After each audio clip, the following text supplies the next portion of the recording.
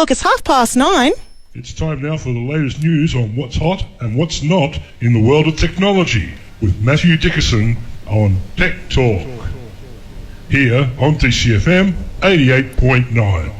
And here on DCFM 88.9, we have Matthew Dickerson in for Tech Talk. How are you, Matthew? Good, thanks, Megan. Good to be chatting to you again. Absolutely. About a month ago we chatted last time that Richard was off doing something else. That's true. Look, Richard's often off doing something else. No, I'm joking. No, just covering for him while he's covering for Andrew. But I really enjoy these talks. The one that I had good fun. Yeah, good. But anyways, let's get into it. Now, technology is becoming so advanced, as you would know, but especially in the bathroom. Now, how can your toilet help you reach your health goals? Yeah, it's pretty interesting, isn't it? So a lot of the health things that happen at the moment rely on you recording what you're eating or measuring what you're eating or even wearing something. And people get a bit lazy or they forget to do it. But something that everyone has to do is go to the toilet. So there's a new toilet that's been in prototype mode at the moment that will actually look at your stools, look at your urine, analyse that, and then, of course, it's connected to your phone. So it feeds that information through to your phone and tells you about your diet, what things you are lacking in your diet, what things you need to decrease or increase, but really a health app related to exactly what's coming out to hopefully make it better what goes in. So great idea. And we saw a little bit during COVID where they were analysing sewage treatment plants to try and pick up any traces of COVID, which they could then narrow down to suburbs or particular areas and know someone in that area had COVID. So the idea of using waste products to analyse what's happening in people's health is not brand new, but putting it into a toilet is a little bit new. And into your own home as well. You know, I think I'd rather a machine doing all the hard work than, myself. Exactly. So do you think maybe it can detect illnesses and that kind of thing just from looking at it? It's more focused on the nutrients that come out. It's more focused on what's in your excrement to be able to look at, am I getting enough vitamin D? Am I eating too many fatty foods? What are my cholesterol levels like? So there's a whole range of things you can analyse from that. I don't know. I haven't seen any information that looks like it might be able to detect disease, although there may be something in that. But this is more just focused on what you're putting into your body, obviously determines what comes out of your body. The immediate, immediate so effects. So it can give you that instant update. So if people think, I've been going pretty well at the moment, or I haven't been eating too many fatty foods, and then they look at the analysis and they go, you've been eating 99% fatty foods, and you go, maybe not going so well after all. So it's more about that analysis of what's going in. And of course, all those nutrients, I mean, we're all meant to be eating more fruit and vegetables. None of us eats enough of that. There's a very low percentage of people across the world eating enough of fruit and veggies, and that relates to the nutrients we get, and obviously some of those nutrients come out the other end. Of course. You can analyse all of that.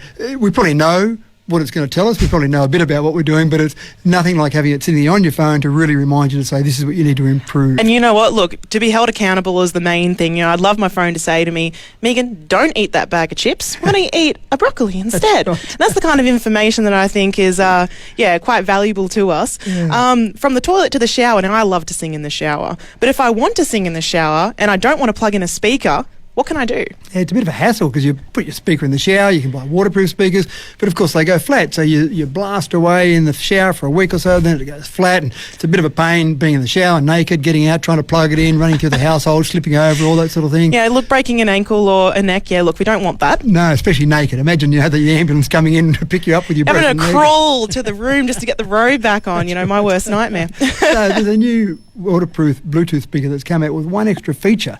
It actually sits in the stream of water that comes out of your shower, so there's a little impeller there that spins, and that actually recharges the battery on the speaker. Absolutely brilliant idea. Renewable energy we're talking about there. That's right, yeah. And with so many great ideas that you see, you go, gee, that's obvious, isn't it? Yep. And this is another one of those that I went, that's pretty obvious, but it always takes someone to come up with the actual invention before we all sit around and say that's pretty obvious. No, I could have thought of that. I did think of that. Right. Oh, you just beat me to it for sure. So I love the idea. So it's still got a battery inside. It still runs without it being charged up. But obviously the idea is it continually charges up from the impeller rather than needing to take it out. So it basically put it in your shower. It'll be there for years and years and years until finally maybe the impeller breaks or something. But yeah, you don't need to take it out of the shower to charge it up. So you can have those half-an-hour long showers and sing away the whole time. My dad's crying as he's listening. And look, safe to say this will be waterproof. Well, exactly right. It's a waterproof Bluetooth speaker, got all the features you expect with the Bluetooth speaker, connect to multiple devices. So all those things are almost a given now. Plus, it's got the impeller for recharging. Fantastic. Yeah. Well, look, COVID has changed the way we work and interact with others, and more so how we interact with each other in public with masks and whatnot, but even more so in the home. Now, when you're working from home, how can your employer gauge your happiness levels? Yeah, normally in a workplace you can see people, you can interact, you talk to people, you get a bit of a feeling if people are going along okay, and mental health cost the global economy before the pandemic $1 trillion. US $1 trillion was the cost of productivity from mental illness. So it's a big issue. But during COVID, obviously, that's been amplified dramatically because people haven't been able to interact. But more importantly, employers haven't been able to keep an eye on their employees because they're out of sight, out of mind. They don't know how they're faring. So someone's come up with a thing called a mood beam. And it sounds like a bit of hocus pocus, but it's a pretty simple process. They put a wristband on. It's got 2 buttons on there, a blue and a yellow button. You press one button if you're feeling okay, one button if you're not feeling okay. Then the employer, and this is assuming you've got a lot of employees, has a dashboard that they can look at, and that just gives them a snapshot of all their employees, and the ones that aren't feeling okay, then they can reach out to those ones and just have a discussion with them, see how they're going, see how things can be improved. The ones that are going okay on their dashboard, they can leave them alone to keep doing their job. They don't want to, if someone's going okay, if you keep asking them, are you okay, Megan? Is everything okay, Megan? Are you okay? Do you want... Well, that to not be okay if you don't stop asking me. That's exactly the point. If someone doesn't stop asking me soon, I'm going to be not okay. So the idea is that you can leave those ones that are feeling okay alone. The ones that aren't, you can take some action and address those. The other thing I thought of with this is probably something you could use with teenagers at school. Obviously, not so much during a pandemic, but at any time, teenagers at school, their moods can be up and down. They might want to talk to mum and dad about how their moods are, but pressing something on their wrist that feeds back into a smartphone, then at least they like the idea of the technology there. They might actually do that. Exactly, and I like what you said earlier about, if you're in the workplace, you can tell when someone's not right. Like if you're sitting there looking sad and somber, I'm going to know that Matthew's not feeling too good today. And I think the problem with mental health is a lot of people feel like they can't reach out and say, I'm not okay. So I think this technology really bridges that gap, doesn't it? Wrist, people might be more likely to do that. And so, look, it's another way. There's lots of ways that we're trying to address mental health at the moment. This is just another one of those ideas that may work for some, may not work for others, but it's good to keep having ideas come up to try and help the issues. Absolutely. I think that's fantastic. Really good development there. And look, what if I don't want people with temperature to enter my home? So we're talking about how we feel in our own home and then letting people into our space while still trying to keep it safe and, healthy for ourselves. But how can I check their temperature before I interact with people coming in? Yeah, like obviously in your home and even in small workplaces, a doctor's surgery, for example, having someone stand at the front door with a temperature checker and checking everyone's temperature, it takes a lot of time. And also if you're paying wages for someone to stand there, it gets pretty expensive. Last week, Richard and I spoke about a doorbell where you can stand in front of a doorbell at a certain point and it automatically rings the doorbell for someone, so you don't have to touch anything, so you keep your hands away.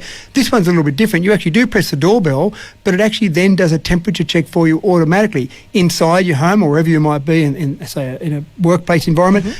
Up comes on your smartphone the video feed of someone at the actual front door, but also their temperature, a live read of their temperature, so you can decide whether or not to let them in, and then the person gets a visual feedback about their temperature and whether or not they're going to be allowed in based on what has been seen through that sensing. So a great idea, keeps the hands away, keeps people away from them, so that if the temperature's high, you can just say, sorry, not letting you in today, whether it be, again, that workplace or that home environment, come up again tomorrow, go and get tested, whatever it might be. But it's a way of just keeping people separated, especially those people that have got a higher temperature. Of course, and I think something that needs to come with this is the technology to say if they do have a high temperature, no, turn around, go away. I don't want to be there at the door going, you're a bit too hot.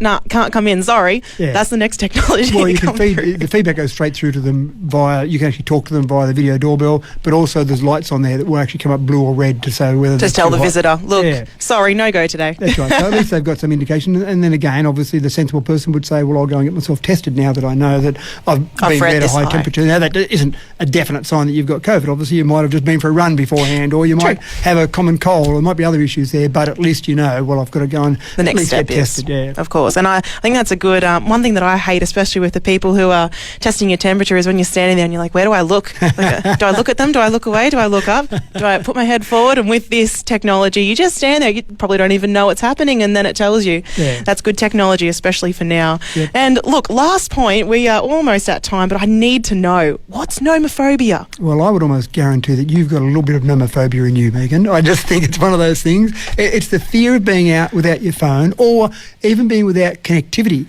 And it's been known about for some time, but obviously people are getting a little bit more anxious now. We talked about mental health a minute ago. And there's been a study done, the first study ever done in Australia. 2,800 people were surveyed, and the specific issue they were looking for was nomophobia. They weren't asking people that because most people haven't heard of that word. But 99% of people have some form of nomophobia. But it gets to the extreme. So 13% of people have got extreme nomophobia if they're not within arm's reach of their phone, if it's not in their room, or they're not connected, they're out of range for whatever reason it might be, they start to experience extreme anxiety and really have some extreme issues around it. It then can lead to illegal or dangerous behaviour. So, for example, someone driving in their car that hears a text message come through and can't help themselves. They know they shouldn't pick up that phone. They know they'll be distracted from the road, but they're itching. I got it. I'm popular. Who's talking to me? And they just got to pick it up and then realise it's some spam message anyway. Or it's Telstra. Even worse, it's Telstra. You've reached your maximum data allowance. That's not what I wanted to hear. So the idea is that those sort of people, they're the ones that really need to be conscious of this issue. And they interviewed some people in this survey, and some people said they can't even be in their home and leave one room without taking their phone with them. So they can't sit in the kitchen and have their phone and then duck off to the bedroom. They've got to take it with them to the bedroom in case something happened to Isn't that sad? Well, it is a bit, and this is, I suppose, when you've got to know about the issue before you can start to address the issues. Of course. And that was the idea of the survey, to look at these issues, see what the actual issues are. And I don't think the people doing the survey realise just how many people experience nomophobia. One of the interesting things that came out of it was that younger people and women, so you're in both the target categories there, Megan. Love that for me. More likely to experience nomophobia, but males, stupid males, are the more dangerous ones. So males that have got nomophobia are they're the ones more likely to do texting while they're driving, or pull up at a petrol station and be on the phone while they're trying to fill up their car and be distracted from that. So all those dangerous behaviours we know about, and everyone can tell you those dangerous behaviours, even though they might do them sometimes, males are more likely to undertake those ones. Oh, we already knew that, didn't we? That's right. Well, look, I think you're right. I may have a little bit of nomophobia, but I'm getting better. When I go for runs now, I leave the phone at home. Well, look, I used to kid myself with that, Megan, but I wear a watch, and my watch is doing the same thing as my phone. So I go for a run, I go, oh, I'm so proud of myself. I left my phone behind, but my watch is doing the same thing anyway. Yeah, exactly right. Look, mine's Bluetooth, so if I get out of earshot, let's say, from my phone, then it just goes, nah. Phone's not nearby. Oh, you're very brave. I'm very proud of you. I try. Yeah, I'm trying, especially when I've got, a father who is always saying, get off your phone. You're always on your phone. Yes, but watching a movie, that phone stays in your room. So I'm getting better, but I'm being held accountable. Thanks for coming in, Matthew, and talking to me about all the new tech that's happening at the moment. I'm very impressed. Yeah, thanks, Megan. Good to chat again. Good to chat to you. And it is 9:45 here at DCFM 88.9.